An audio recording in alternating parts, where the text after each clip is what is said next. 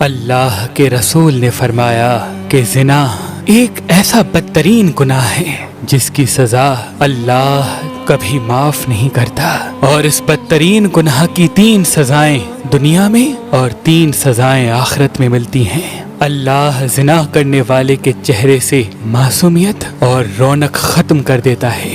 دوسرا، اللہ زنا کرنے والے کی عمر کو دنیا میں گھٹا دیتا ہے اور وہ بدترین بیماریوں میں مبتلا ہو جاتا ہے۔ اور تیسرا، دنیا میں وہ محتاج بنتا جاتا ہے، مفلس ہوتا جاتا ہے، اور اس کے گھر کے عورتوں کی عزت بھی محفوظ نہیں رہتی۔ اور جو آخرت میں 3 سزائیں اللہ نے رکھی ہیں، اس میں سے پہلی سزا یہ ہے کہ قیامت کے دن اللہ ایسے انسان سے ناراض ہوگا اور اس کے نام اعمال سے نیکیاں گھٹا دی جائیں گی۔ اور دوسرا، قبر میں اور روز محشر ایسے انسان سے سخت حساب لیا جائے گا۔ اور تیسرا، دوزخ اس انسان کے لیے تڑپے گی اور اللہ کے دربار میں فریاد کرے گی کہ اے اللہ، اس زانی انسان کو میری طرف بھیج جو دنیا میں نامحرم کو گندی نگاہ سے دیکھتا تھا اور اس حرام فعل میں مبتلا ہو کے اللہ کے قانون کی تذلیل کرتا تھا۔